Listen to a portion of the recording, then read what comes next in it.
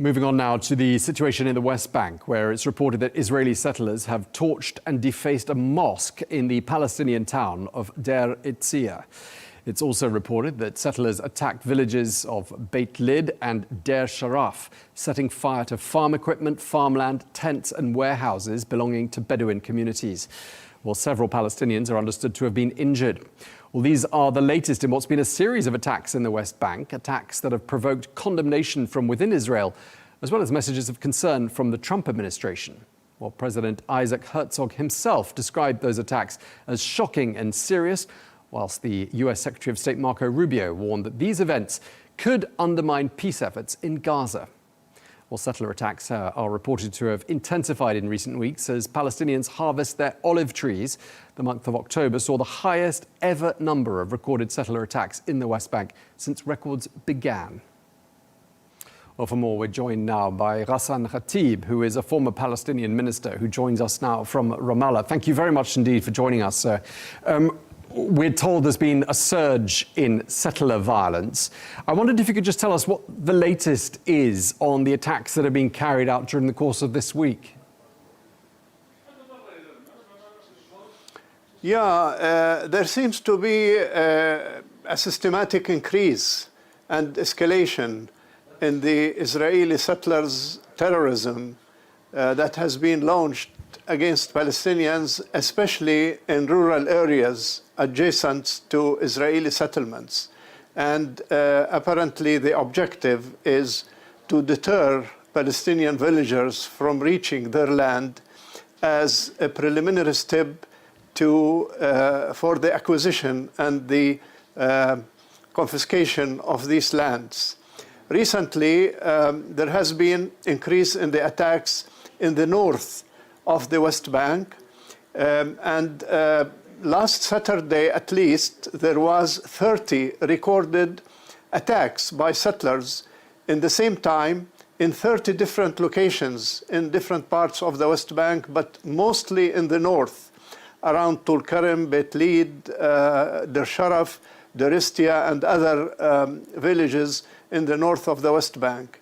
And the fact that 30 attacks were recorded in the same time, in the same day, indicates that this is not arbitrary as much as it is orchestrated and planned. Okay. The other phenomenon is that these attacks happened, most of it at least, in the presence of Israeli army. And the Israeli army was either watching and doing nothing or protecting settlers when there are clashes with Palestinian villagers, which means that these settlers' attacks are backed and encouraged by the Israeli government and army. The olive harvesting season has been particularly violent this year. The UN says that during October, there was an average of 8 settler attacks per day. I mean, you say that this doesn't look like spontaneous attacks. These look like they've been orchestrated. What do you read into the timing? Why is it happening now?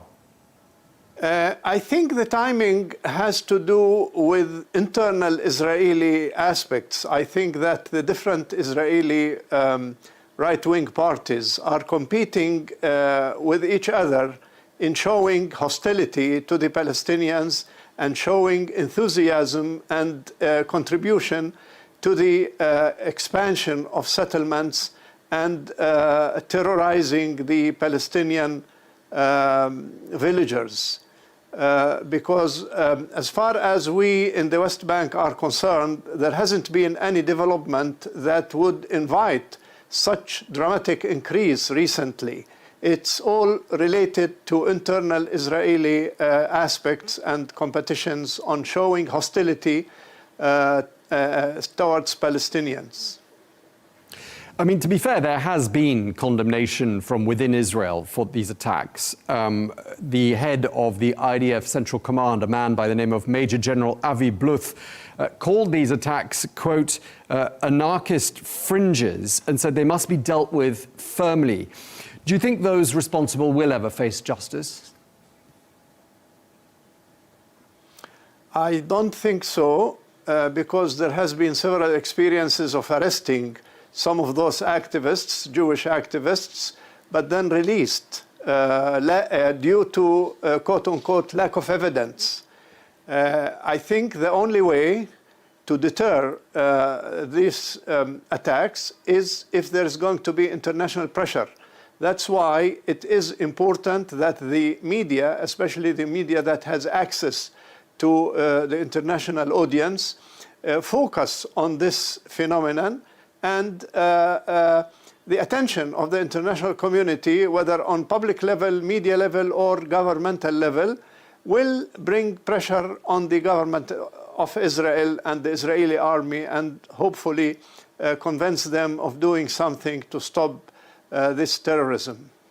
Yeah, we did hear from the US Secretary of State Marco Rubio, who said that these attacks that he appeared to condemn risk undermining peace efforts in Gaza. So we have heard something from some senior officials in Washington.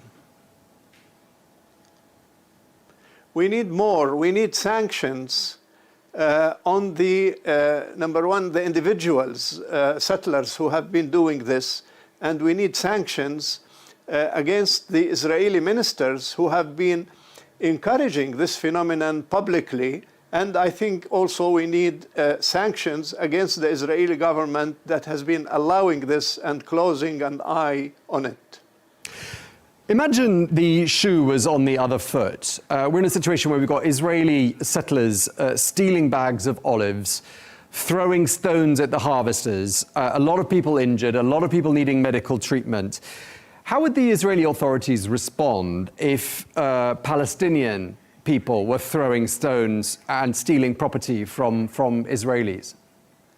Well, we don't need to imagine. We can look at specific incidents. Last week, there were two teenagers, 14 years old, throwing stones near the separation wall, and they were ambushed by Israeli soldiers and shot and killed, both of them, and both of them were 14 years old. So the way Israel responds to any kind of Palestinian attacks, even if it's only by stones, is immediately shoot to kill. While on the other hand, the Israeli army is watching and actually guarding those settlers while attacking Palestinians, not only attacking their olive and uprooting their trees or burning their properties, but also attacking and beating up and sometimes killing Palestinians and international persons who sometimes are helping the Palestinians and trying to protect them without doing anything. All this is recorded by journalists and by monitors and by the Israeli army themselves.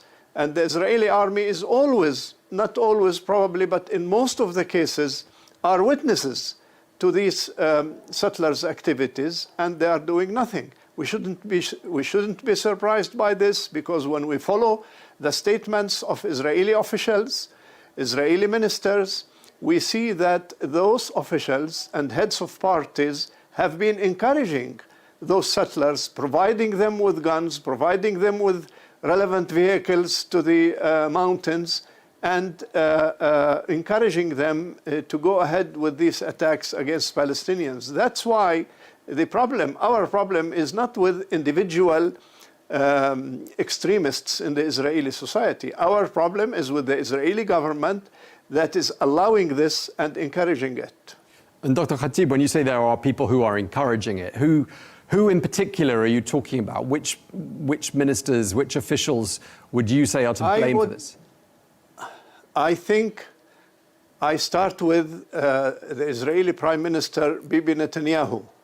Bibi Netanyahu did not say anything yet on this phenomenon, in spite of the fact that it has been covered by the Israeli media and by the international media.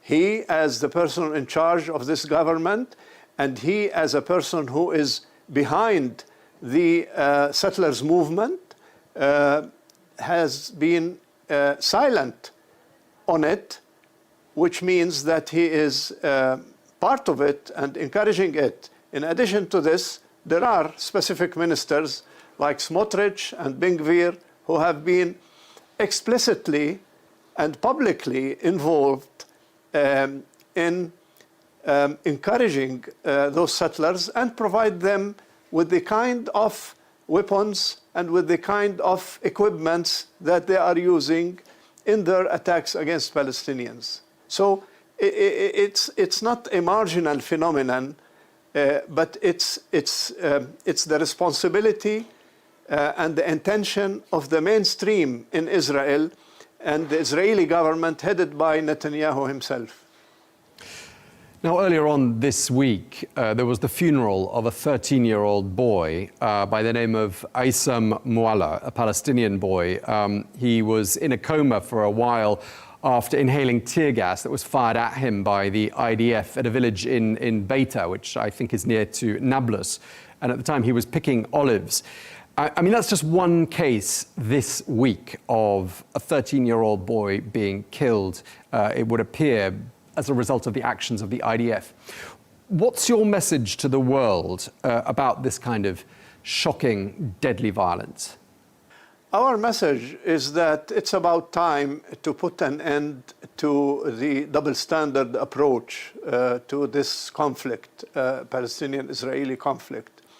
My message is that Israel is behaving as a terrorist state, and the settlers are behaving as terrorist individuals and terrorist groups.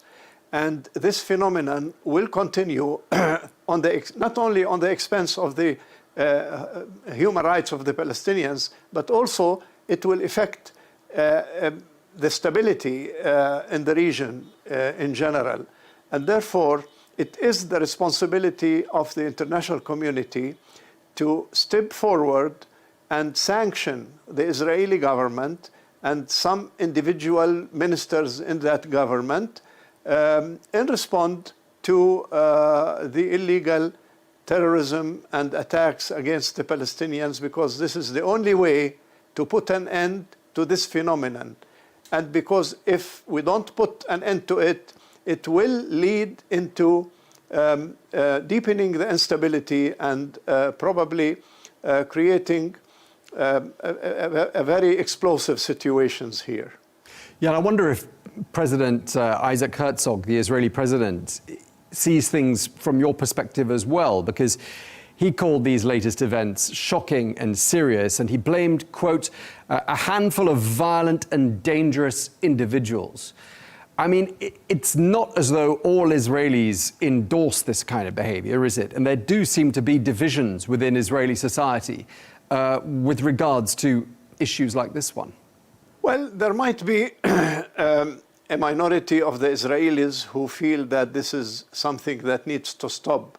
But when it comes to officials, including the president, I think this is very hypocritic approach, because the officials in Israel are encouraging this phenomenon.